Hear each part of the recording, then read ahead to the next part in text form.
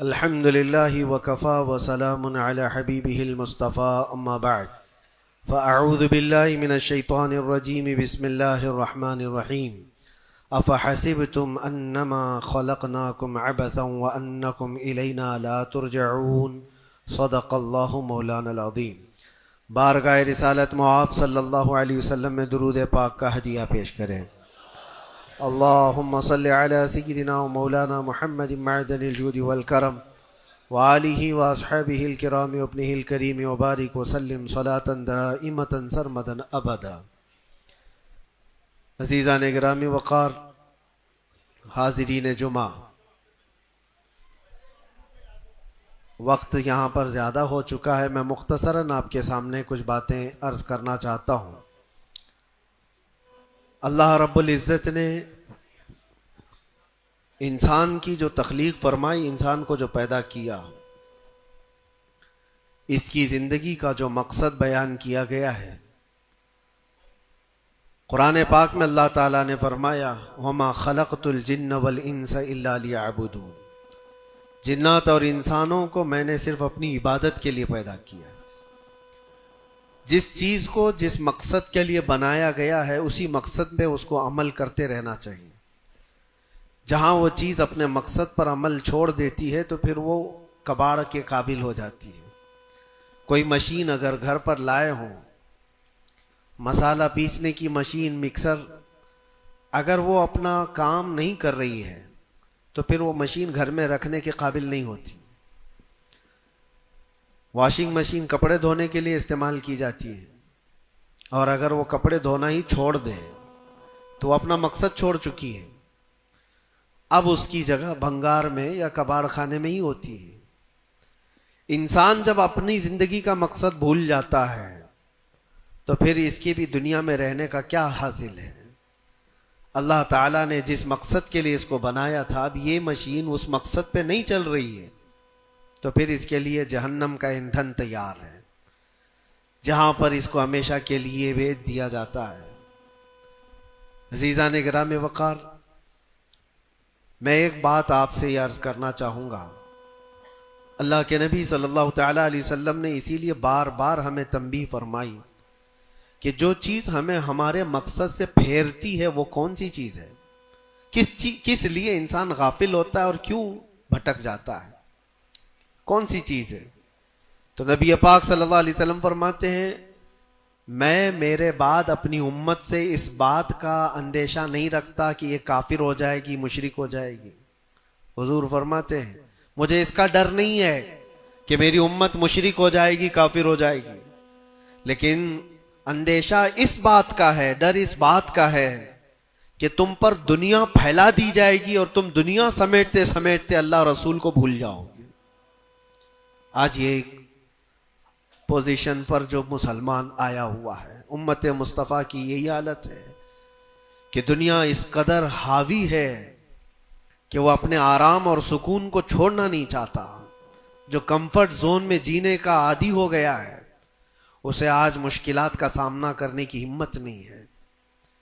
آج میں محسوس کرتا ہوں میرے عزیزوں، جب رسول پاک صلی اللہ تعالیٰ علیہ وسلم کی عزت کی بات پر، قرآن پر، اسلام پر، دین پر اور اللہ کی ذات پر حملے ہوں تو لوگ آئیں کائیں کرتے رہتے ہیں، ابھی اپنے دائیں بائیں دیکھتے رہتے ہیں کہ میری سیفٹی کتنی ہے، میری سیکیورٹی کتنی ہے۔ چھوٹے سے لے کر بڑا آدمی ہر ایک یہ سوچتا ہے کہ خواہ مخواہ اس مسل میں اپنا سر کیوں رکھنا، کیوں اپنی جان کو جوخم میں ڈالنا ہے، میرے بھی بیوی بچے ہیں اور سب مشکل میں پڑ جائیں گے۔ یہی دنیا میں کمفرٹ زون میں جینے کی خواہش اس کو بزدل بنا دیتی ہے اور اپنے راستے سے اسے ہٹا دیتی ہے۔ کبھی کبھار یہ بھی تو سوچا ہوتا کہ بیوی بچے اور گھر بار اور جائیداد اور بزنس صرف ہمارے نہیں، صحابہ کے بھی تھے، جو رسول پاک صلی اللہ تعالیٰ علیہ وسلم کے سچے غلام ہیں۔ ان کی بھی جائیدادیں تھیں، ان کے بھی مال و اولاد تھے، ان کی بھی بیوی بچے، لیکن کبھی عظمت مصطفیٰ اور دامن مصطفیٰ کے بیچ دنیا کی کسی چیز کو انہوں نے کبھی آنے نہیں دیا ہے۔ ہم ساری چیزوں کو پہلے مقدم رکھتے ہیں کہ کیا ہوگا. میرے عزیزو، ایک صحابی رسول کی بات اگر عرض کروں، ابو دہدہ، ایسے مالدار صحابی تھے جن کا باغیچہ پورے مدینے میں سب سے قیمتی باغیچہ تھا، سب سے قیمتی باغیچہ تھا، اور ان کے باغیچے کی کھجوریں سب سے مہنگی کھجوریں. ابو دہدہ کے باغیچے کی شہرت تھی مدینے میں. مسجد نبوی میں بیٹھے ہوئے تھے، حضور پاک صلی اللہ تعالی علیہ وسلم کے پاس ایک مسئلہ آیا تھا، ایک یہودی کا اور ایک مسلمان کا، ایک دوسرے صحابی کا. اس یہودی کے اور مسلمان صحابی کے درمیان جو مسئلہ وہ تھا ایک درخت کو لے کر کے، کھجور کی درخت وہ یہودی کے آنگن میں تھا جس کی کھجوریں اس صحابی کے گھر پہ گر جاتی تھی. انہوں نے خریدنے کے لیے کہا، وہ دینے کو راضی نہیں تھا. یا اس طرح کا ایک مسئلہ اور بھی ہے. اللہ کے نبی صلی اللہ تعالی علیہ وسلم نے رغبت دلائی، کوئی ہے جو یہ ایک درخت خرید کر کے میرے اس صحابی کو دے دے، اسے میں جنت کا باغیچہ دوں گا. تو اس وقت ابو دہدہ کھڑے ہوئے، کہا یا رسول اللہ صلی اللہ تعالی علیہ وسلم، میں سودا کروں گا اس یہودی سے. ایک ہی درخت تھا اس کے آنگن میں. اس سے کہا کہ کتنے میں تو یہ درخت بیچے گا؟ میرے نبی کی بات ہے، حضور کا فرمان ہے، میں خریدوں گا. اس نے کہا میں بیچنا نہیں چاہتا اس کی قیمت، کیونکہ اسے پتا تھا ان کی کمزوری ہے. ابو دہدہ نے کہا کیا تجھے پتا ہے مدینے، اوالی مدینے میں ابو دہدہ کا باغیچہ؟ کہا اس کو کون نہیں سنا ہے، مدینے کا ہر بچہ جانتا ابو دہدہ کے باغیچے کی شہرت. کہا اگر میں وہ باغیچہ اس درخت کے بدلے دے دوں تو کیا تو یہ درخت مجھے دے گا؟ اس نے کہا یہودی نے، پاگل ہو گئے ہو، کیا بات کر رہے ہو؟ ایک درخت کے بدلے وہ اتنا قیمتی باغیچہ جس کی کھجوریں پورے مدینے میں مشہور ہوں. ابو دہدہ نے کہا اس باغیچے سے زیادہ قیمتی میرے مصطفیٰ کا فرمان ہے، میرے لیے نبی پاک کی عزت اور ان کی حرمت اس سے کئی زیادہ بڑھ کر کے ہے. اس یہودی نے کہا کون نہ کہے گا سودا، اگر تم صحیح میں مجھ سے مذاق نہیں کر رہے ہو تو ابھی میں یہ درخت دیا اور باغیچہ دو. ابو دہدہ نے کہا تو نے ابھی دیا، میں نے بھی یہیں سے دے دیا، باغیچہ بیچ دیا اور ساری چیزیں یہیں پر طے کر کے اپنے باغیچے پر آتے ہیں. باہر دروازے پر کھڑے ہیں باغیچے کے پھاٹک پر، ان کی بیوی ان کی بچے، گھر اندر بنا ہوا ہے باغیچے کے اندر جو ٹھنڈی حاصل کرنے کے لیے خوش نما، باغیچے کے اندر خوش نما محل بنا ہوا ہے. دروازے کے باہر سے ابو دہدہ پکارتے ہیں یا ام دہدہ، اپنی بیوی کو باہر آ جاؤ، باہر آ جاؤ اپنے بچوں کو لے کر. بیوی نے کہا اتنی جلدی کیوں اس طرح سے بلا رہے ہو، کیا بات ہے، کیوں چیخ رہے ہو؟ ابو دہدہ نے کہا یہ باغیچہ بک گیا ہے، اب ہمارا نہیں ہے، باہر آ جاؤ. عورتیں کبھی کسی چیز کو دینے دیتی ہیں، گھر کی کوئی چیز بک جائے عورت راضی ہو جائے، لیکن وہ عورت عام عورت نہیں، رسول اللہ کی صحابیہ تھی. کہا اچھا ابو دہدہ یہ باغیچہ بک گیا ہے، میرا تم پر یقین ہے کہ بہت اچھا سودا کیا ہوگا، کیونکہ مدینے میں اس جیسا باغیچہ تو نہیں ہے. ابو دہدہ نے کہا تو سچ سمجھتی ہے میں نے بہت اچھا سودا کیا ہے. باہر آئی، یہ اندر نہیں گئے، اپنے بچے اور اپنی عورت کو لے کر باہر نکلے.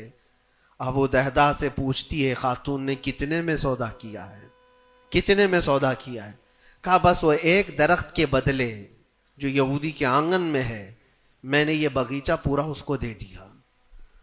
عورت نے کہا ہاں ایسے کیسے، اتنا بڑا باغیچہ ایک درخت کے بدلے میں؟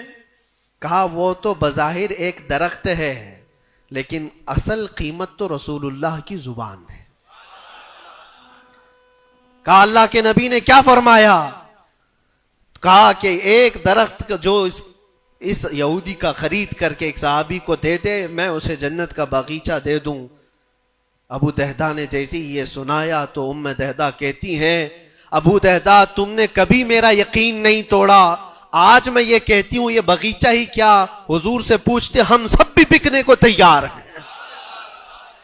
اللہ کے نبی صلی اللہ تعالی علیہ وسلم کی ذات پر یہ یقین کامل تھا، انہیں دنیا بیچ میں کبھی روک نہ سکی۔ ہمارے تو چھوٹی دکانیں ہمیں روک دیتی ہیں، ہمارے تو چھوٹے دروازے ہمیں روک دیتے ہیں۔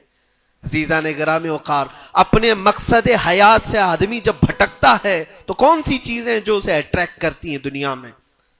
یہ مال دولت۔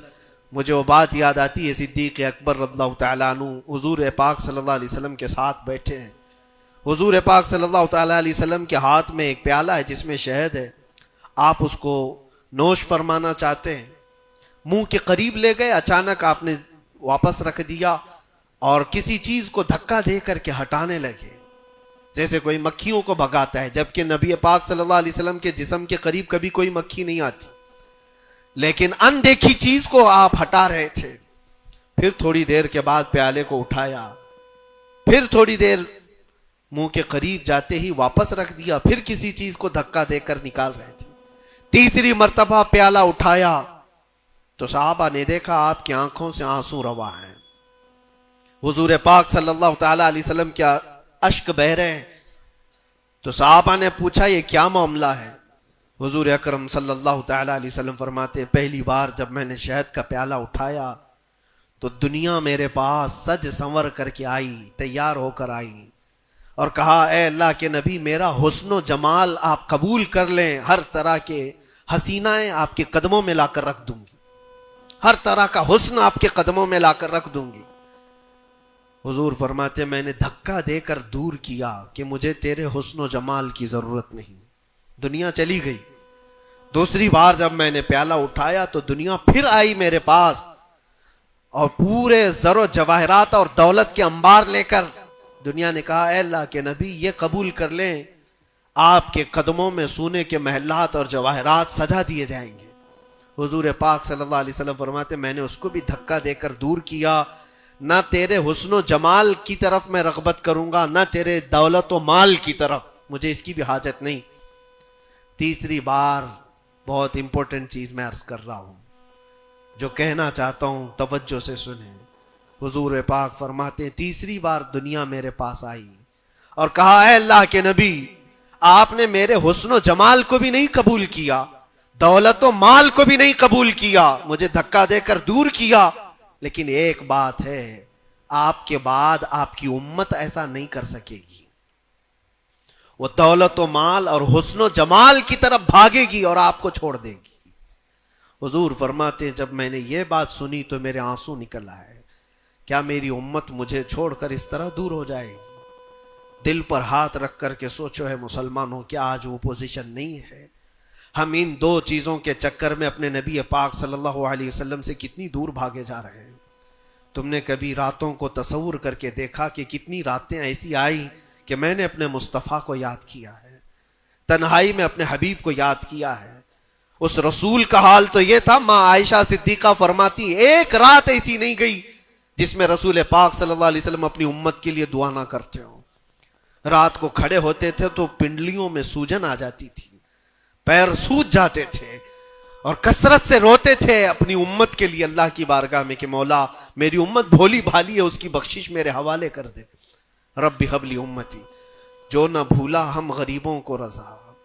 اور آج امت کا حال یہ ہے کہ سال میں ایک بار میلاد کر کے ہم یہ سمجھتے ہیں حق ادا کر لیا، ہر دن ہر رات جو نبی پاک ہمیں یاد کرتے تھے تو ہم نے آج وہ کیا کر دیا ہے؟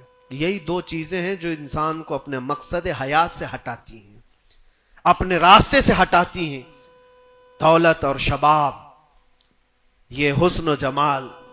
ہر نوجوان کو دیکھو ان دو چیزوں کے پیچھے بھاگ رہا ہے، اسے یہ دو چیزوں کی خواہش ہے، مال جمع کرنا ہے اور خوبصورت عورت کو لانا ہے، اور ان دو چیزوں نے دنیا میں اس کو ایسا غافل کر رکھا ہے، اسے سوچنے کا موقع ہی نہیں ہے۔ جب اس کے سامنے کہا جائے تیرے نبی پاک کی عزت کی بات آئی ہے، کہا وہ دیکھ لیں گے، مولانا لوگ تو ہے نا، علماء اکرام اپنا کام کریں گے، کل قیامت کے دن کیا منہ لے کر کے حضور کی بارگاہ میں کھڑے ہوگے؟ کس منہ سے حضور کی بارگاہ میں کھڑے ہوگے کہ میری سفارش فرما دیں اے اللہ کے نبی؟ کس منہ سے حضور کی بارگاہ میں آئیں گے کہ اے اللہ کے نبی میری شفاعت کر دے؟ کیا اس بات کا احساس نہیں ستاتا کہ اللہ کے نبی اگر مجھے پوچھیں تو اسی جگہ سے آتا ہے جہاں روز مجھے گالیاں دی جاتی تھی، اور تو سن کر کے کباب کھایا کرتا تھا، تو روزانہ اپنی مستیوں میں مست تھا۔ اٹھو وہ گر نہ حشر نہ ہوگا پھر کبھی، دوڑو کہ زمانہ چھال اپنی چل گیا۔ آج تمہیں میں جگانے آیا ہوں اور بیدار کرنے آیا ہوں۔ زندگی کا مقصد یہ تھا کہ اللہ اور اس کے رسول کو راضی کرو، نہ یہ کہ تم دنیا کو راضی کرنے کے چکر میں اپنے اللہ اور اس کے رسول کو بھول گئے۔ ان نوجوانوں سے میں کہتا ہوں جو رات بھر تم اپنے دوستوں کے لیے گزارتے ہو، تم اپنے ماں باپ کو چھوڑ کر کے چلے جاتے ہو، اور ان دوستوں کے چکر میں اپنا مال بھی بہایا، وقت بھی گنوایا، لیکن حاصل کیا ہوا پتہ ہے؟ قرآن میں 19ویں پارے میں اللہ تعالیٰ فرماتا ہے بہت سارے ایسے لوگ ہوں گے جو صرف اس لیے دوزخ میں جا رہے ہوں گے کہ ان کے دوست برے تھے۔ یا ویلتا لیتنی لم اتخذ فلانا خلیلا، وہ پکارے گا اے کاش میں فلاں کو دوست نہیں بنایا ہوتا تو آج دوزخ میں نہیں جا رہا ہوتا۔ بہت سارے ایسے لوگ، اور جن کے لیے تم نے زندگی پوری اجاڑ دی، وہ کب تک کے لیے آئے تمہارے پاس؟ کب تک کے لیے؟ کیا تمہارے جنازے کے کندھا دینے کے بعد ختم ہو گئی بات؟ کون تمہاری قبر میں آتا ہے؟ کون تمہارے قبر کے حالات دیکھتا ہے؟ کون ہے جو حشر میں تمہارے معاملات کی سفارش کرتا ہے؟ ہے کوئی نوجوان دوست تمہارے لیے مددگار؟ نہیں۔ تمہارا دل بھی یہ کہے گا اس قبر کی نئی زندگی میں اگر کوئی آئے گا تو وہ آمنہ کا لال آئے گا۔ نبی پاک صلی اللہ تعالی علیہ وسلم تشریف لائیں گے۔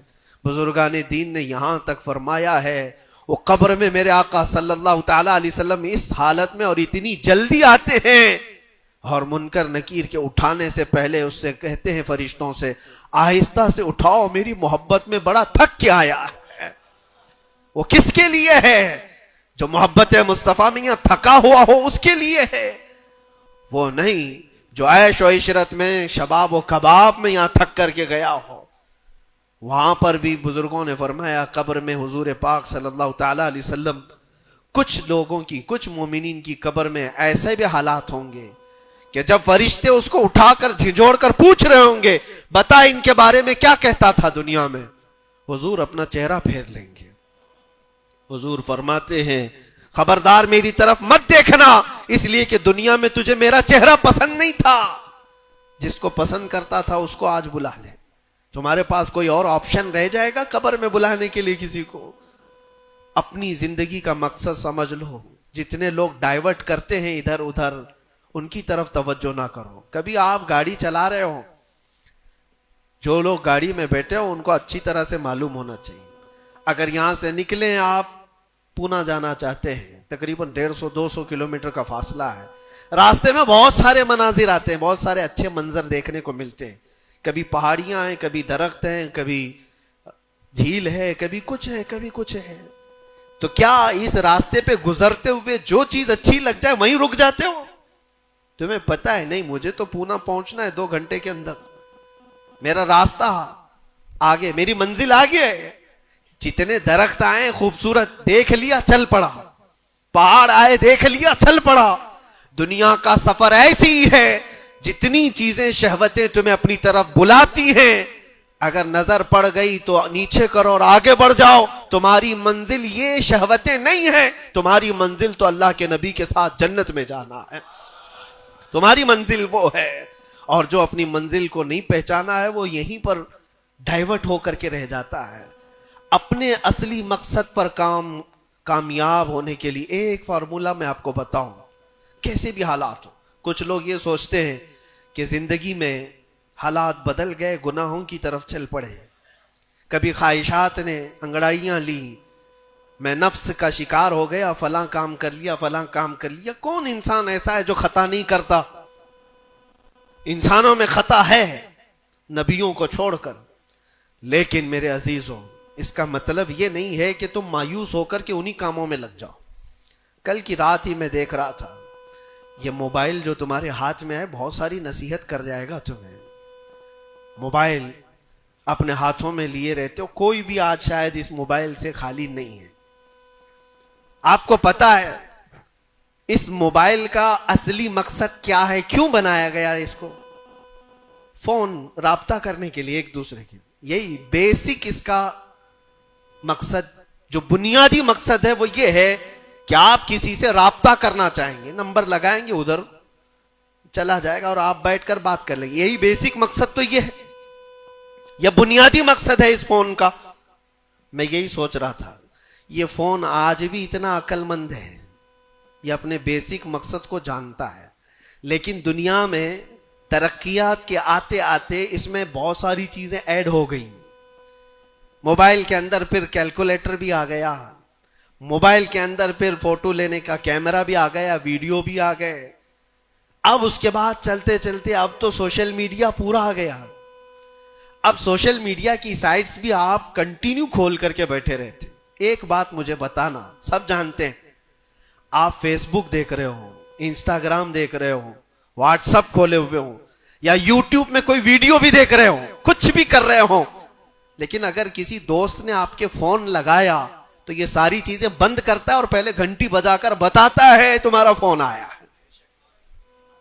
موبائل اپنے کام پہ ہے، اس کا اپنا بنیادی مقصد وہ چھوڑا نہیں ہے. اس میں بہت ساری چیزیں ایڈ ہو گئی، اور شاید چاہے جتنی بھی ایڈ ہوں، لیکن فون آنا جانا یہ کبھی بند نہیں کرے گا. جو انکمنگ ہے، فون کسی نے لگایا ہے تو یہ تمہیں بتا دے گا، الارم ہوتا ہے. ایسا نہیں ہے آپ کی ویڈیو چل رہی ہو، یوٹیوب چل رہا ہے، کچھ بھی چل رہا ہو، فون اگر آیا تو وہ چیز روک دے گا اور پھر فون کا الارم تمہیں بتائے گا. یہ اپنے بنیادی مقصد پر چل رہا ہے.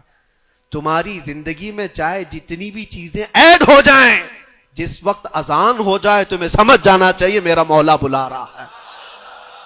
میرے اصلی مقصد کے لیے میں جو دنیا میں ہوں وہ اللہ کی عبادت کے لیے ہے. میرے رب کا فرمان، میرے رب کا اعلان آ چکا ہے، چھوڑو ساری چیزیں.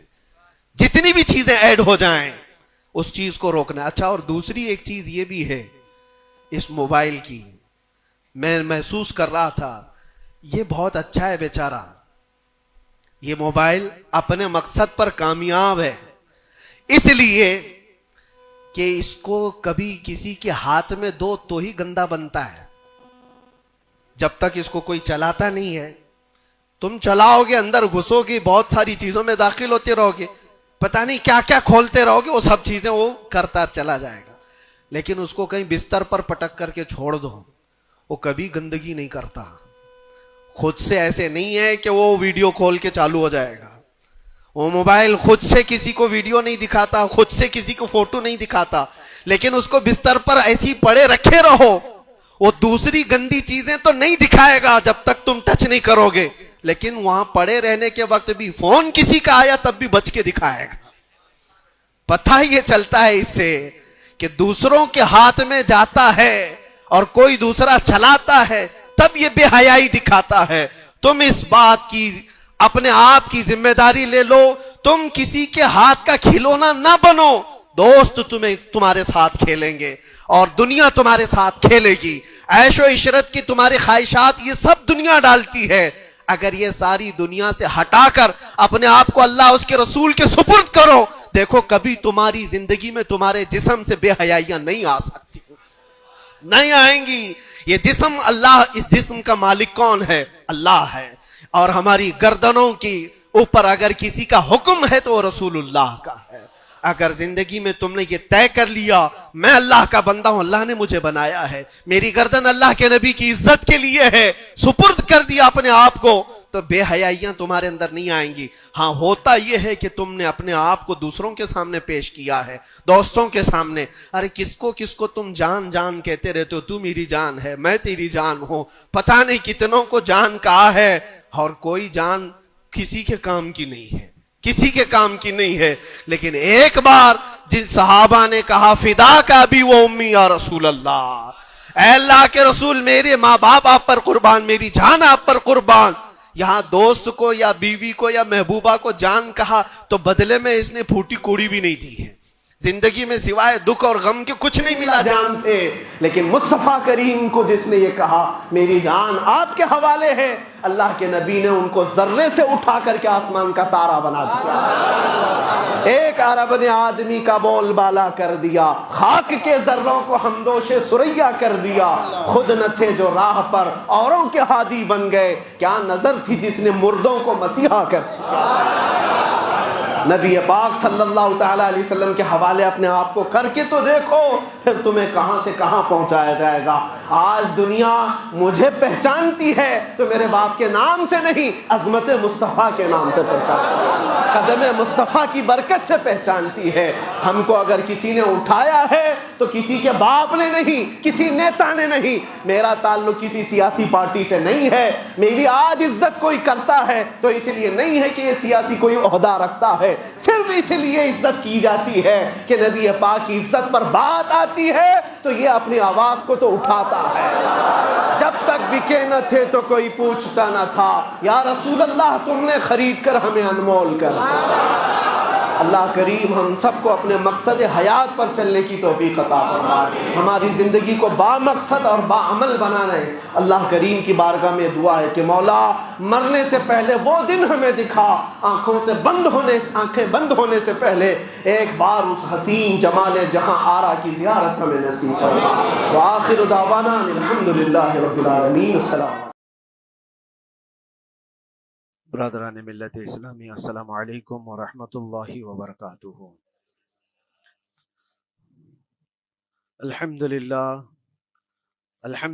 الحنان المنان الذي خلق الانسان وعلمه البيان، والصلاة والسلام على رسوله سید الانس والجان وعلى آلہ واصحابہ ذوی الخیر والاحسان، اما بعد، فأعوذ باللہ من الشیطان الرجیم، بسم اللہ الرحمن الرحیم۔ وَأَمَّا بِنِعْمَةِ رَبِّكَ فَحَدِّثْ، صدق اللہ مولانا العظیم۔ بارگاہ رسالت مآب صلی اللہ علیہ وسلم میں درود پاک کا ہدیہ پیش کریں۔ اللہم صلی علی سیدنا و مولانا محمد معدن الجود والکرم وآلہ واصحابہ الکرام وابنہ الکریم وبارک وسلم صلاۃ دائمۃ سرمدا ابدا۔ قرآن عظیم میں اللہ رب العزت ارشاد فرماتا ہے، وَقَلِيلٌ مِّنْ عِبَادِيَ الشَّكُورُ، میرے بندوں میں شکر کرنے والے بہت کم ہیں۔ اور یہ بات صحیح ہے کہ بندے پر بے شمار نعمتیں اللہ تعالیٰ عطا کیا ہے، بے شمار ہیں۔ وَإِن تَعُدُّوا نِعْمَتَ اللَّهِ لَا تُحْصُوهَا، اگر تم اللہ کی نعمتوں کو گننا چاہو گے تو شمار نہیں کر سکو گے۔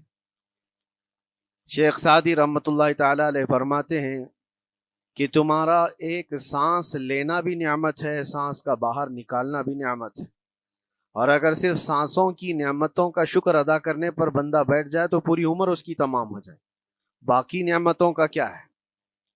بے شمار نعمتوں سے نوازا ہے اللہ تعالیٰ نے، لیکن انسان کی فطرت میں یہ بھی ہے کہ کبھی ایک چیز کی کمی محسوس ہوتی ہے تو وہ واویلا مچاتا ہے، بہت شور کرتا ہے کہ مجھے یہ تکلیف ہوئی، وہ تکلیف ہوئی۔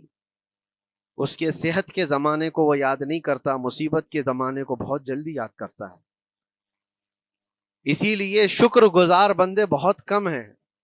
عادت یہ ڈال لیں، جب مصیبت آئے، کوئی تکلیف آئے تو ہمارے اندر یہ احساس پیدا ہو جائے کہ میرے گناہ اس سے بھی بڑی مصیبت کے لائق تھے، اللہ نے کم مصیبت عطا کی۔ جب کوئی بیمار ہو جائے، جب کبھی کسی آفت میں مبتلا ہو جائے تو یقیناً درد تو ہوتا ہے، آدمی سہن نہیں کر پاتا، لیکن احساس دل میں یہ پیدا کرے اگر وہ انصاف کرنے پر آئے رب تبارک و تعالی میرے ہر گناہ کے بدلے بڑی بڑی سزائیں دے سکتا ہے، میں چھوٹی سی سزا میں ملوث ہوں، اللہ کریم اس کا شکر ہے۔ اسی طرح سے میرے عزیزو، ایک بات میں آپ کو بتاتا ہوں، خاص طور پر ہمارے قید کے زمانے میں بہت سارے ایسے قیدی جیل کے اندر جانے کے بعد ان کے حالات ایسے ہو جاتے ہیں، وہ نا امید اور مایوس ہو کر کفریہ جملے بکنے لگ جاتے ہیں۔ ان کے حالات ایسے ہو جاتے ہیں کوئی خدا نہیں، اگر ہوتا تو ہماری سنتا۔ بہت کچھ عبادتیں بھی کرتے ہیں، نہیں جب قبول ہوتی ہے تو مایوس ہو جاتے۔ تو یہ تو اندر کے حالات ہیں، باہر بھی کسی کے ساتھ ایسا ہو سکتا ہے۔ میں تو 10 سال سے دعا کر رہا ہوں، اولاد ہی نہیں ہوئی، کوئی یہ کہتا ہے شادی ہو گئی 10 سال ہو گئے بچے نہیں ہو رہے ہیں، کوئی یہ کہتا ہے کہ میری بیٹی کا رشتہ ہی نہیں ہو رہا، ہر وظیفہ کر لیا، ہر دعا کر لیا، پھر یہاں سے نا امیدی، نا شکری۔ یہ جملے انسان کو کہاں تک پہنچا دیتے ہیں۔ ایک بات میں آپ کو بتاؤں، مولا علی کرم اللہ وجہہ الکریم کی یہ حکمت بھری بات ہے، ارشاد فرماتے ہیں جب کبھی مصیبت آئے اللہ کی طرف سے تو یہ امتحان ہے یا سزا ہے، کیسے پتا چلے؟ ظاہر سی بات ہے ہر کوئی یہ کہتا ہے یہ تو اللہ کی طرف سے امتحان ہے، آزمائش۔ ہم بھی اندر تھے تو یہ بار بار احساس دلایا جاتا تھا، اور بعض لوگ یہ کہتے تھے کہ اللہ کی طرف سے آزمائش ہے، امتحان ہے، اس کو گزار لیجیے۔ بعض مرتبہ امتحان ہے اور بعض موقعوں پر سزا ہے، اور سزا کب ہے اور امتحان کب ہے یہ کیسے پتا چلے؟ بہت بڑا فارمولہ ہے۔ مولا علی کرم اللہ وجہ الکریم فرماتے ہیں جب کبھی تم پر کوئی مصیبت آئے تو یہ دیکھ لینا ان مصیبتوں کے دن میں تم اگر اللہ سے زیادہ قریب ہو گئے ہو، دعا زیادہ کرنے لگ گئے ہو، وظیفے زیادہ کرنے لگ گئے ہو، تو اس کا مطلب ہے کہ اللہ تعالیٰ تم کو امتحان میں رکھا ہے۔ اور اگر مصیبتوں کے آنے کے بعد بندہ دور ہو جاتا ہے اللہ سے، پھر وہ بفر جاتا ہے، گناہ زیادہ کرنے لگتا ہے، تو سمجھ لو یہ سزا میں ملوث ہے۔ اب سب کی زندگی میں یہ مصیبتیں جب آتی ہیں تو خود اپنے آپ کو ریئلائز کرے، احساس کر کے دیکھے کہ مصیبت آئی ہے تو میرے ہاتھ میں تسبیح آ گئی یا پھر گالی گلوچ، مصیبت یا آفت آئی ہے میرے گھر پر تو میں عبادت اور نماز کی طرف زیادہ جا رہا ہوں یا پھر عیش و عشرت کی طرف زیادہ جا رہا ہوں، تو تمہیں خود پتہ چل جائے گا کہ تم اللہ کی طرف سے امتحان میں ہو یا پھر سزا میں ہو۔ میرے عزیزو، بہت مقامات ایسے ہیں جہاں پر بظاہر مصیبت کی حکمت ہمیں نہیں معلوم ہوتی کہ کیوں آئی یہ مصیبت، کیوں دی گئی ہے ہمیں ایسی تکلیف۔ اسی کا نام تقدیر ہے کہ اللہ تعالیٰ کے لکھے ہوئے پر راضی رہنا یہ مومن کی شان ہے۔ مومن کو ہمہ وقت اللہ تبارک و تعالیٰ کی طرف سے لکھی ہوئی اس تقدیر پر راضی رہنا ہے۔ آپ کو میں ایک بات بتا دوں، حضرت ابو جندل ایک صحابی ہیں، مکہ مکرمہ میں ایمان لائے، رسول پاک صلی اللہ تعالی علیہ وسلم جب ابھی مکہ میں تھے، اس وقت غریب صحابہ کو کفار مکہ، مشرکین مکہ کس طرح سے پکڑ کر مارتے تھے، کیسے کیسی سزائیں دیا کرتے تھے۔ اسی اسنا میں اللہ کے نبی صلی اللہ علیہ وسلم ہجرت کر کے مدینہ تشریف لے گئے، لیکن جو ابو جندل تھے یہ قید میں تھے، قید میں تھے، ان کا باپ خود ان کو قید میں رکھا ہوا تھا، اور ایسی قید کہ زنجیریں بندھی ہوئی رہتی تھی، مسلسل کئی سال گزر گئے۔ حضور پاک صلی اللہ تعالی علیہ وسلم کی ہجرت کے 6 سال گزر جانے کے بعد 7واں سال تھا جب آپ کو بتاؤں حدیبیہ کا وہ منظر پیش آیا جس کو صلح حدیبیہ کہا جاتا ہے۔ تقریباً 1400 صحابہ کے ساتھ رسول کریم صلی اللہ تعالی علیہ وسلم عمرہ کرنے کے لیے آئے، لیکن اس وقت مکہ کے کفار و مشرکین مکہ سے تقریباً 35 کلومیٹر باہر دور آپ کا راستہ روک لیا، کہا ہم آپ کو عمرہ کرنے نہیں دیں گے، آپ کے اصحاب کو، آپ کے صحابہ کو ہم مکہ میں انٹر ہونے نہیں دیں گے۔ جنگ جیسی نوبت آ گئی تھی، لیکن حضور پاک صلی اللہ تعالی علیہ وسلم اور صحابہ احرام پہن کر کے عمرہ کرنے کے لیے آئے، تو پھر درمیانی راستہ یہ اختیار کیا گیا۔ حضور پاک صلی اللہ علیہ وسلم نے فرمایا کہ ہم صلح کر لیتے ہیں، کچھ ایگریمنٹ ہو جائے ہمارے اور تمہارے درمیان، جنگ نہیں کریں گے، آج سے جنگ بندی ہو جائے۔ تو کفار مکہ اس بات پر راضی ہوئے، اور اس کے بعد صلح، جس کو کہتے ہیں صلح حدیبیہ، یہ بہت مشہور ہے، صلح حدیبیہ ہوئی۔ اس میں سارے پوائنٹس جو لکھے گئے تھے ایگریمنٹ کے اندر وہ سب مکہ والوں کی حمایت میں زیادہ تھے، دبا کر کے انہوں نے صلح کی تھی اس طرح سے ان کے زوم کے مطابق، یعنی اگر کوئی مکہ سے بھاگ کر مدینے جائے تو انہوں نے ایگریمنٹ میں لکھایا تھا کہ آپ کو وہ شخص ہمیں واپس کرنا پڑے گا، اور اگر مدینے سے کوئی بھاگ کر ہمارے پاس آئے تو ہم اس کو اپنے پاس رکھیں گے، ہم باہر واپس نہیں بھیجیں گے۔ تمہارا کوئی آدمی ہمارے پاس آ گیا بھاگ کر کے، یا ہمارا ہی وہاں رہنے والا کوئی آدمی آ گیا آپ کی امان سے نکل کر کے، تو ہم اس کو اپنے پاس رکھیں گے، ایسی بہت ساری شرطیں تھیں. میں کیوں کہہ رہا ہوں یہ بات سن لیجیے. یہ صلح حدیبیہ ہو گئی, ایگریمنٹ ابھی لکھا جانا تھا. وہ ابو جندل صحابی جو کئی سالوں سے مکہ میں قید میں تھے, زنجیریں توڑ کر کے وہ باہر نکل آئے. اور جب ان کو یہ خبر ملی کہ مکہ سے 35 کلومیٹر دور اللہ کے نبی صلی اللہ تعالی علیہ وسلم اپنے صحابہ کے ساتھ پڑاؤ ڈالے ہوئے ہیں اور تشریف لانے والے ہیں, کسی طرح بچ بچاتے ہوئے وہ وہاں پہنچ گئے حدیبیہ کے مقام پر. جیسے ہی وہ پہنچے صحابہ میں ایک شور ہو گیا. صحابہ جانتے تھے کہ کتنے سالوں سے ابو جندل قید میں ہے, طرح طرح کی اذیتیں اٹھاتا ہے, بہت مصیبتیں اٹھائی ہیں ابو جندل. دیکھا ان کے جسم پر پورے زخموں کے نشان تھے, ہاتھوں اور پیروں میں زنجیریں لٹکی ہوئی تھیں. وہ اسی حالت میں صحابہ کے پاس آ گئے. صحابہ سب نے سینے سے سینہ لگایا, استقبال کیا. ابو جندل تم آ گئے ہمارے پاس, آ گئے. اب بات سنو, بڑی حیرت کی ہے. ایگریمنٹ لکھا جا رہا تھا اور ابو جندل مکہ سے فرار ہو کر کے آئے تھے. ابو جندل کا جو باپ ہے اور دوسرے جو رئیس مکہ کے تھے, قریش کے سردار, سبوں نے ہاتھ روک لیا اور کہا ہمارا ایک آدمی بھاگ کر آپ کے پاس آیا ہے, ایگریمنٹ کے مطابق اس کو آپ ہمیں واپس کرنا ہوگا, واپس لوٹانا ہوگا. مکہ میں رہنے والا شخص آپ کے پاس آیا ہے, وہ ہمارا قیدی ہے. حضور پاک صلی اللہ تعالی علیہ وسلم نے فرمایا ابھی تو لکھا نہیں گیا, اس سے پہلے وہ آیا ہے, چھوڑ دو اس کو, اس کے بعد جو بھی ہوگا اس پر عمل کریں گے. مکہ والوں نے کہا نہیں, ہم نہیں مانتے اس چیز کو. حضور پاک صلی اللہ تعالی علیہ وسلم نے یہاں تک فرمایا اس ایک شخص کو میری ضمانت میں دے دو, باقی تمہاری ساری شرطیں منظور کر لی جائیں گی. وہ رحمت للعالمین. نبی اکرم صلی اللہ تعالی علیہ وسلم اپنے غلاموں پر رحم کیسے نہ کریں. جب ان حالات میں دیکھا ابو جندل کو تو صحابہ بھی حضور کے پاس آئے اور کہا یا رسول اللہ صلی اللہ علیہ وسلم صلح کیوں کر رہے ہیں ان کے ساتھ, جنگ کریں گے ہم ان کو, ہم نے بدر میں, احد میں, خندق میں ان کے ساتھ جو مقابلے کی ہمیں تجربہ ہے, ہم ان کے پرخچے اڑا دیں گے, آپ اجازت دیں ہم جنگ کریں گے. اللہ کے نبی فرماتے ہیں میں جو دیکھ رہا ہوں وہ تم نہیں دیکھ رہے ہو. اللہ کا حکم نہیں ہے جنگ کرنے کا, صلح ہے. صلح ہو گئی, لکھا جا رہا تھا, اور یہ ابو جندل آئے. آپ جب حضور پاک صلی اللہ تعالی علیہ وسلم نے فرمایا ٹھیک ہے ایگریمنٹ کے مطابق ابو جندل کو مکہ واپس بھیجنا پڑے گا, اتنا فرمایا تھا حضور نے, ابو جندل دھاڑے مار مار کر رونے لگے اور صحابہ کو جا کر کے اپنے زخم دکھانے لگے کہ دیکھو مجھے واپس بھیجا جا رہا ہے, مجھے واپس بھیجا جا رہا ہے. تو صحابہ کے اندر بھی جوش تھا. اپنا آدمی جب کوئی اتنا مظلوم ہو, اتنا مار کھایا ہو, اور پھر واپس انہی ظالموں کے سامنے اس کو بھیجا جانا ہو تو کیا کیفیت ہوگی. تو وہ ابو جندل سارے صحابہ کے بیچ میں چھپ چھپاتے ہوئے رو رہے تھے. اللہ کے نبی صلی اللہ علیہ وسلم تشریف لائے اور فرمایا ابو جندل میں کہہ رہا ہوں واپس چلے جاؤ, واپس جاؤ, مکہ جاؤ.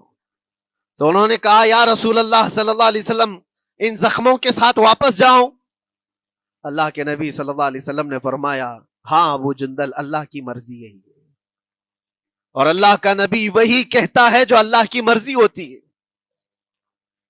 یہ میں کہہ رہا ہوں بظاہر تکلیفوں کی حکمت ہمیں معلوم نہیں ہوتی, لیکن ہمیں عمل کرنا چاہیے.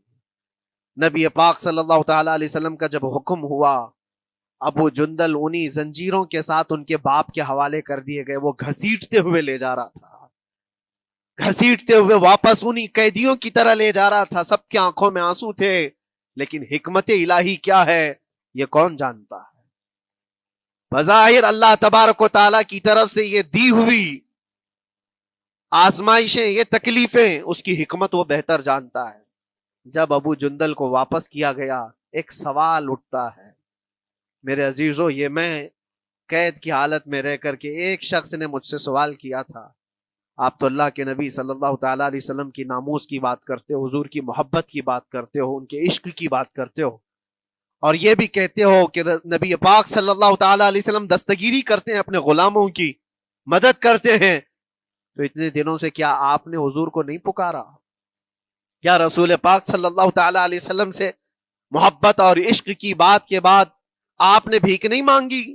اس وقت یہ واقعہ یاد آیا, میں تو ابو جندل کے پاؤں کے ناخن کی مٹی کے برابر بھی نہیں. وہ صحابی رسول تقریباً ان کے متعلق کہا گیا ہے 6 سے 8 سال تک وہ ان کی قید میں رہے. تو کیا رسول پاک صلی اللہ علیہ وسلم کو خبر نہیں تھی؟ خبر تھی. لیکن ہوتا ایسا ہے کہ جو جتنی محبت کرتا ہے اتنے ہی امتحانوں سے گزارا بھی جاتا ہے، اس کو امتحان دینے پڑتے ہیں. اسی لیے بار بار میں یہ بات کہتا ہوں، حضور پاک صلی اللہ تعالی علیہ وسلم کی ناموس کی بات کرنا، عظمت رسالت کی بات کرنا، یہ حلوے پراٹھے کھانے کا نام نہیں ہے. یہ شہادت گہے الفت میں ہے قدم رکھنا. لوگ آسان سمجھتے ہیں مسلمان ہونا. حضور پاک صلی اللہ تعالی علیہ وسلم کی شریعت طاہرہ کو بچانے کے لیے ہی تو، حضور کی ناموس کی حفاظت کے لیے ہی تو مولا امام حسین نے اپنی گردن دے دی، اپنے بچوں کی قربانی دے دی، اپنا عیش آرام سب تیاگ دیا.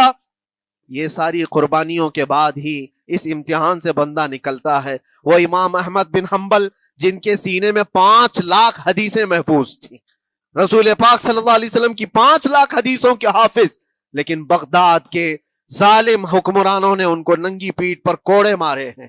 پہلی مرتبہ 100 کوڑے، دوسری مرتبہ پھر 100 کوڑے، تیسری مرتبہ پھر 100 کوڑے. اتنے میں تو آدمی مر جاتا ہے. امام احمد بن حنبل کی پیٹھ جھک گئی تھی. میرے عزیزو، یہی ہے جس کو ہم کہہ رہے شہادت گہے الفت میں ہے قدم رکھنا. اگر تم سچا ایمان رکھتے ہو تو پھر آزمائش بھی ہوگی. اللہ کریم قرآن میں فرماتا ہے وَلَيَعْلَمَنَّ اللَّهُ الَّذِينَ صَدَقُوا وَلَيَعْلَمَنَّ الْكَاذِبِينَ. اللہ تبارک و تعالیٰ ضرور آزمائے گا سچا کون ہے اور جھوٹا کون ہے. مصیبتیں آئیں گی، آندھیاں آئیں گی، لیکن جمے رہو، ڈٹے رہو. اللہ رب العزت سے کبھی بھی اپنا رشتہ نہ توڑو. اور جو تمہارے اندر ایمان ہے، توکل اور یقین ہے، ذرا برابر بھی فرق آنے نہ پائے. آج نہیں قبول ہوئی کل ہوگی، کل نہیں قبول ہوئی پرسوں ہوگی، کبھی نہ کبھی تو دعا قبول ہوگی. دنیا داروں کے دروازے کھٹکھٹاتے ہیں تو ایک نہ ایک دن دروازہ کھلتا ہے. وہ ارحم الراحمین ہے، وہ ارحم الراحمین ہے، دروازے کھولتا ہے. لیکن وہ بہتر جانتا ہے کس وقت دروازہ کھلنا چاہیے. ہم اپنی مرضی کے مطابق رب کو نہیں چلا سکتے. مولا تعالیٰ جیسا چاہے ہمیں ویسا چلنا چاہیے. ایک بات اور میں بتا دوں سید، یہ تو دوسرے لوگوں کی بات ہے جس میں ہمارے قصور ہیں، ہمارے جرم ہیں، ہمارے گناہ ہیں، جس کی وجہ سے مصیبتیں آئیں گی. لیکن اللہ کے نبی کا کوئی گناہ نہیں ہوتا. جو نبی ہوتے ہیں وہ معصوم ہوتے ہیں. سیدنا یوسف علیہ الصلوۃ والتسلیم اللہ کے نبی، اللہ کے نبی ابراہیم علیہ السلام کے بیٹے اسحاق علیہ السلام، اسحاق علیہ السلام کے بیٹے یعقوب علیہ السلام، یعقوب علیہ السلام کے بیٹے یوسف علیہ السلام، جن کی نسل میں انبیاء کرام، جو پورا خاندان نبوت کا ہے، وہ یوسف علیہ السلام کن کن مقامات سے گزارے گئے. پہلے بھائیوں نے کنویں میں پھینک دیا، اور اس کے بعد اس زہریلے کنویں سے وہ نکالے گئے. جنگل میں کوئی نہیں تھا جب ان کے بھائیوں نے کنویں میں پھینکا تھا. اس وقت ایک قافلہ جا رہا تھا، انہوں نے ڈول ڈال کر کے نکال لیا اور پھر لے کر کے گئے. یہاں سے کنویں سے تو نکالے، لیکن آگے کی زندگی کیا ہے؟ مصر کے بازار میں لے جا کر قافلے والوں نے بیچ دیا. یوسف علیہ السلام پھر خریدے گئے. کس کے ہاں؟ عزیز مصر، بادشاہ مصر کے گھر میں. اور وہاں پر زلیخا آپ پر فدا ہوئی. پھر آپ پر الزام بھی لگایا گیا، اور اس الزام کی بنیاد پر آپ کو جیل بھیجا گیا. اللہ کے نبی کے دامن پر پیوند تو ہو سکتا ہے، دھبا نہیں ہوتا. کسی گناہ کا تصور بھی وہ نہیں کرتے، وہ معصوم ہوتے ہیں. لیکن بغیر کسی قصور کے، بغیر کسی جرم کے آپ کو جیل بھیجا گیا. یوسف علیہ الصلوۃ والتسلیم جیل جب گئے وہ نبی ہو کر کے، اور اس کے بعد دن کٹتے رہے. دن کیسے؟ ہفتے، ہفتے کیا مہینے، مہینے کیا سال. یوسف علیہ الصلوۃ والتسلیم کے 7 سال گزر گئے. جب کبھی کسی انوسینٹ کو، بے قصور آدمی کو تکلیف دی جاتی ہے تو اس کو احساس زیادہ ہوتا ہے. اور جرم کی وجہ سے جب کوئی تکلیف میں آتا ہے تو کمپرومائز کر لیتا ہے، میں ایسا غلطی کیا تھا، مجھے یہ جھیلنا پڑ رہا ہے. لیکن جس کا جرم ہی نہیں، نہ کردہ گناہ کی سزا جب دی جاتی ہے، بندہ بہت بکھر جاتا ہے، ٹوٹ جاتا ہے. لیکن وہ اللہ کے نبی تھے. توکل کیسا تھا، یقین کیسا تھا، صبر کے ساتھ نکالے. لیکن ایک بہت پیاری بات ہمیں ملتی ہے میرے عزیزوں، وہاں قیدی اور بھی تھے، اور یوسف علیہ السلام کو اللہ تعالیٰ نے ایک معجزہ عطا کیا تھا. وہ خوابوں کی تعبیر سچی سچی بتاتے تھے. خواب کی تعبیر ہوا کرتی ہے، جو بھی خواب دیکھتا ہے آدمی اس میں اشارہ ہوتا ہے اللہ کی طرف سے. تو دو قیدیوں نے خواب دیکھا تھا، یہ قرآن پاک کے سورہ یوسف میں پورا موجود ہے 12ویں پارے میں. دو قیدیوں نے خواب دیکھا، اپنا اپنا خواب انہوں نے بیان کیا یوسف علیہ السلام کو. ایک قیدی نے دیکھا کہ وہ سر پر روٹیاں رکھ کر کے لے جا رہا ہے اور پرندے نوچ نوچ کر کھا رہے ہیں. دوسرے نے دیکھا کہ وہ انگوروں کو نچوڑ کر کے اس کے رس پی رہا ہے. تو انہوں نے بتایا یوسف علیہ السلام کے پاس ایسا ایسا ہم نے خواب دیکھا ہے، اس کی تعبیر کیا ہو سکتی ہے؟ سیدنا یوسف علیہ السلام فرماتے ہیں میں دونوں کے خواب کی تعبیر بتاؤں گا، لیکن اس میں سے ایک بندہ، اس سے آپ نے کہا تو وعدہ کر کے میرا بھی کام کرے گا، میرا بھی ایک کام ہے تو کرے گا. 7 سال گزر گئے تھے. جو بادشاہ مصر تھا وہ بھی بدل چکا تھا، جس نے قید میں ڈالا تھا وہ ختم ہو گیا، دوسرا آیا، تیسرا آیا، جو بھی آیا، لیکن حکومت بدلی ہوئی تھی. تو خواب کی تعبیر بتانے سے پہلے ایک قیدی سے یوسف علیہ السلام نے کہا کہ میرا کام تو کرے گا. اس نے کہا ہاں آپ جو کہیں گے میں کروں گا. تو سنو، تعبیر یہ ہے جس کے سر پر روٹیاں رکھی ہوئی اور کوے کھا رہے تھے یا پرندے کھا رہے تھے، اس کی تعبیر یہ ہے کہ ان قریب تجھ کو موت کی سزا سنائی جائے گی. وہ غمگین تھا. دوسرے سے کہا تو انگور کے رس نچوڑ کر پی رہا تھا، تیرے خواب کی تعبیر یہ ہے کہ ان قریب تجھ کو رہا کر دیا جائے گا، تو آزاد ہوگا، اور تجھ سے ہی میرا کام یہ ہے کہ آزاد ہو کر جائے گا تو تو موجودہ وقت کے جو بادشاہ ہے شاید اس کی فوج میں شامل ہو جائے یا اس کے سپاہیوں میں یا وزیروں میں، تو میری یہ بات اس تک پہنچا دینا پچھلے 7 سالوں سے بے گناہ بے قصور ایک قیدی اندر ہے، اس کو آزاد کر دیا جائے، اس کو آزاد کر دیا جائے. اس نے کہا بالکل، اگر میں چھوٹا تو آپ کا ایک کام ضرور کروں گا. سنیے بات، چند دن نہیں گزرے تھے کہ اس ایک قیدی کو موت کی سزا ہو گئی، اس کو موت کی سزا سنائی گئی اور پھانسی ہو گئی. دوسرا یہ جو قیدی جس کو آپ نے رہائی کی خوشخبری دی تھی، اس کی بھی رہائی کی خوشخبری آ گئی، وہ آزاد ہو گیا. لیکن قرآن پاک میں ہے آزاد ہو کر جب جاتا ہے آدمی تو پچھلا بھول جاتا ہے. اکثر ایسا ہی ہوتا ہے، کیا جیل کے دوست کون تھے کیا تھے کچھ پتا نہیں، اور آدمی تو یہ سوچتا ہے دوبارہ کبھی ادھر کے دروازے کو بھی نہ دیکھو. آیا اور بھول گیا. یوسف علیہ السلام نے جو کام دیا تھا وہ بھول گیا. یہاں تک کہ قرآن میں اللہ فرماتا ہے کئی سال گزر گئے، 1-2 دن نہیں، سالوں گزر گئے، اور وہ بادشاہ کی فوج میں شامل تھا یا بادشاہ کے مصاحبین میں شامل تھا، قریبی لوگوں میں. ایک زمانے کے بعد مدت ہوئی، اور اس وقت سوچیے آپ کتنا وقت حضرت یوسف علیہ السلام نے کاٹا ہوگا. ایک دن آپ بے اختیار رو پڑے اللہ کی بارگاہ میں. یہ میں آپ کو بتا رہا ہوں، کبھی کبھار انسانی فطرت کا تقاضا ہے. اللہ تبارک و تعالیٰ کی بارگاہ میں رو پڑے اور کہا اے رب العالمین، اے ارحم الراحمین، یہ دن کب ختم ہوں گے؟ یہ جس طرح سے مجھے جیل کی سلاخوں کے پیچھے بند کیا گیا ہے، ان مصیبتوں سے کب آزادی ہوگی میرے مولا یا ارحم الراحمین؟ جواب رب تعالیٰ کی طرف سے آیا. یہ ہمارے اور آپ کی بات نہیں ہے، یہ اللہ کے نبی کی بات ہے. اب سنو، یوسف علیہ السلام کو جواب آیا اے یوسف، جب تجھے جیل سے نکلنا ہی تھا، تجھے باہر جانا ہی تھا، تو دنیا کے بادشاہ کے سامنے کیوں ریکویسٹ رکھا، میرے سامنے رکھ دیا ہوتا. اللہ اکبر، یہ توکل کا اعلیٰ درجہ ہے. اتنی مصیبتوں کے بعد بھی تم نے اس سپاہی کو کیوں اپنا قاصد بنا کر بادشاہ کے سامنے بھیجا کہ میری آزادی ہو جائے؟ یوسف علیہ السلام بہت روئے، سجدے میں گر کر کے مولا مجھے معاف کر دے، اور میرے ہر شے کا تو مالک ہے، اب میں زندگی بھر قید میں رہوں یا آزاد رہوں یہ تیری مرضی پر ہے. میرے عزیزو، پھر یوسف علیہ السلام کے ساتھ کیا ہوا؟ بادشاہ نے خود ایک خواب دیکھا اور وہ پریشان تھا، خوابوں کی تعبیر کوئی بتا نہیں رہا تھا. تب اس قیدی کو چھوٹے ہوئے کو یاد آئی بات کہ جیل میں ایک آدمی ہے جو سچی سچی تعبیر بتاتا ہے. پھر اس نے بادشاہ سے کہا ایک قیدی بہت شریف اور صالح ہے، وہ سچی تعبیر بتائے گا، آپ کہے تو میں اس کو لے آؤں، اور اس نے مجھے یہ کہا بھی تھا کہ اس کو آزاد کرنا ہے، آپ کے پاس ریکویسٹ رکھنی ہے کہ وہ بے قصور قید میں ہے۔ بادشاہ نے معلومات حاصل کی اور اس کے بعد پروانہ دے دیا کہ اس قیدی کو آزاد کیا جائے جس کو بے قصور رکھا گیا ہے، اور میرے خواب کی تعبیر بتائی جائے۔ یوسف علیہ الصلوۃ والتسلیم کو لوگ آئے لینے کے لیے۔ اب یہاں منظر اور ہے میرے عزیزوں، کہا کہ بادشاہ نے خواب دیکھا، اس کی تعبیر بتائے۔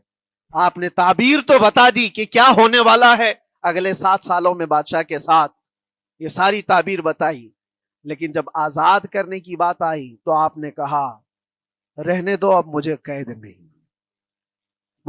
میں رہنے دو، اس لیے کہ آپ کو یہ احساس ہوگا کہ میں بادشاہ کے پاس کیوں رکھا ہے اس مقدمے کو۔ لیکن بعد میں بادشاہ اور اس کے مصاحبین اور اس کے وزیر آپ کو اصرار کرتے ہوئے لے گئے اور لے جا کر کے سیدھے وزیر اعظم کے تخت پر بٹھا دی، سیدھے وزیر اعظم کے تخت پر بٹھا دیا۔ پھر رب تبارک و تعالیٰ نے فرمایا اے یوسف، جب تک ہم چاہیں تب اندر رہے گا آدمی، اور جب ہم چاہ لیں باہر تو پھر اپنی مرضی سے کوئی اندر بھی نہیں رہ سکتا۔ حقیقت ہے میرے عزیزوں، جب مصیبتوں کے ختم ہونے کا وقت آئے پھر پوری دنیا کھڑی ہو کر کے بھی تم کو مصیبت نہیں دے سکتی، تکلیف نہیں دے سکتی۔ اور رب تبارک و تعالیٰ نے فرمایا وَإِن يَمْسَسْكَ اللَّهُ بِضُرٍّ فَلَا كَاشِفَ لَهُ، اگر تم کو اللہ کی طرف سے کوئی مصیبت آئے تو کوئی اس کو ہٹانے والا نہیں ہے۔ وَإِن يَمْسَسْكَ اللَّهُ بِخَيْرٍ فَلَا رَادَّ لِفَضْلِهِ، اور اگر اللہ تبارک و تعالیٰ کوئی بھلائی کسی بندے کو دے دے تو دنیا کی کوئی طاقت اس کو روک بھی نہیں سکتی۔ آج اگر رب تبارک و تعالیٰ ہم کو کوئی مقام اور مرتبہ دے دے، کوئی عزت اور انعام دے دے، سارے کتے بھونکتے رہیں، اس انعام کو کوئی رد نہیں کر سکتا۔ اللہ تبارک و تعالیٰ کا دیا ہوا فضل اس کو کوئی کاٹ نہیں سکتا، اور اس کی دی ہوئی مصیبت کو کوئی دوسرا ٹال بھی نہیں سکتا۔ اسی لیے آؤ لگے رہو اسی بارگاہ میں اور عرض کرو کہ مولا مجھ سے جو خطائیں ہوئی ہیں اس کو درگزر فرما دے، اور جس طرح کی بھی تو زندگی دیا ہے یہ تیرا شکر ہے مولا، شکر ادا کرنے کی عادت ڈال لو۔ اللہ تبارک و تعالیٰ فرماتا ہے لَإِن شَكَرْتُمْ لَأَزِيدَنَّكُمْ، اگر تم شکر ادا کرو گے تو میں اور زیادہ عطا کروں گا، اور زیادہ عطا کروں گا۔ آج اگر تھوڑی سی مصیبت ہے تو شکر ادا کرو کہ مولا بڑی مصیبت تو نہیں آئی ہے، یہ بھی تیرا کرم ہے، تیرا احسان ہے۔